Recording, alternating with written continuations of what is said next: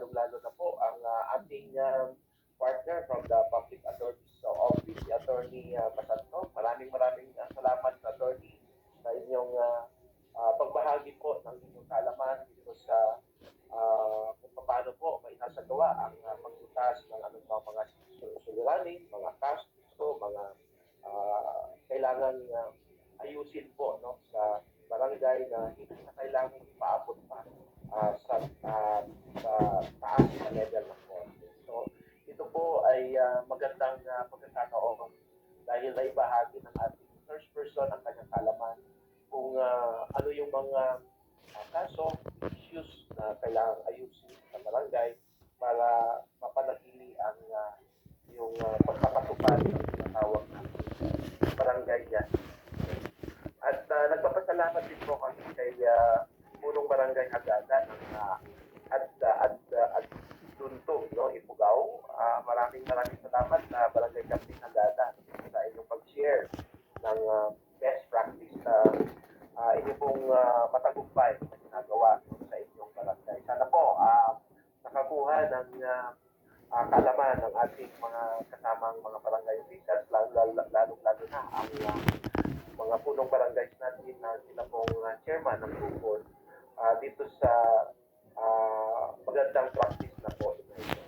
So, ganoon din po sa ating kasama sa DILG, ang focal person ng katarungang pabarangay sa DILG CAR, si Tamol Adnon, no? At alam ko, na-explain niya sa inyo ang mga ibang guidelines, mga alituntunin, no? Lalong-lalo na sa sinatawag natin grupong tagapamayapa sa awards. So, sa ating mga pinamahal na mga barangay officials na nandito ngayon, congratulations po sa inyong lahat. Tulad ng sabi kanina, yung certificate of participation or certificate of completion dito sa pagsasanay na ito ay may ibibigay po sa inyo. No? Huwag po kayong mag-alala. No? 2-year MLGOs ay ito po ay may ipapaabot po sa inyo. So, sana po sa mga kaalaman na nakuha niyo po dito sa EPS session natin ng online ay mas maganda po ang pagpapatupad ng inyong mga duties and responsibilities sa inyong mga barangay, lalo-lalo na itong tungkulin ng pagpapanatili, no, ng kaayusan, no, at yung tinatawag natin maisigurado natin ang barangay justice system ay maipapatupad po sa inyong kanya-kanyang mga barangay. No?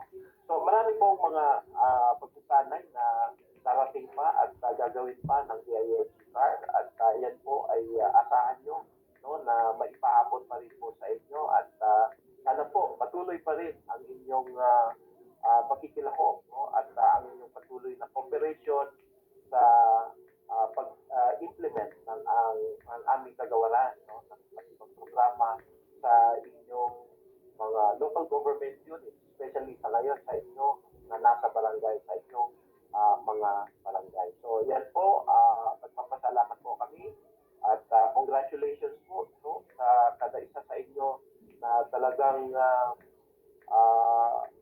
nandito at talagang nagsakripisyo na umatenda dito mula kaninang umaga hanggang ngayon. So congratulations po sa inyong lahat. So with this, on behalf of our regional director, RD Araceli San Jose at ang buong DILG CAR, no, ay nagpapasalamat po sa inyo sa inyong patuloy na pagsuporta sa lahat ng programa ng DILG, lalong-lalo na sa lahat ng mga pagsasanay na inalulunsad ng DILG CAR. So again, congratulations po at maraming salamat. May pagmamalit at akayuan.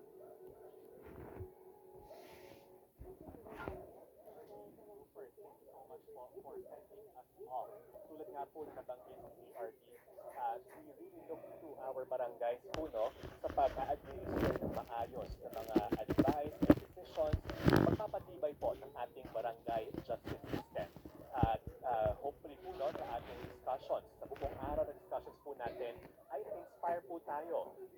discharge our responsibilities effectively and properly towards maintaining peace and order po sa ating mga komunidad dito po sa Cordillera Region.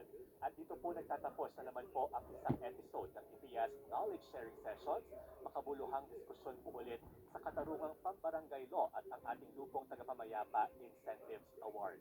Muli po sa ngalan po ng aming Regional Director, si RD Araceli San Jose, ang buong PILG CAR po ay nagpapasalamat sa ating mga punong barangay, sa ating mga barangay officials and functionaries, to our MLGOs who joined us throughout the full day activity po.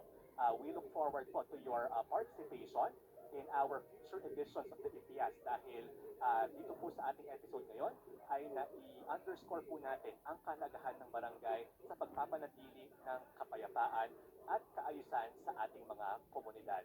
And again, we look forward to your good performance po naman sa ating LTIA for 2024, and we look forward po no, to your innovations and new and best practices na maibibida po natin dito po sa region ng Cordillera.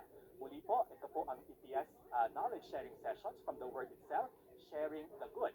Ang mga kaalaman po natin ngayong hapon, ipamahagi po natin sa ating mga colleagues, sa ating mga kapamilya at kaibigan para po mas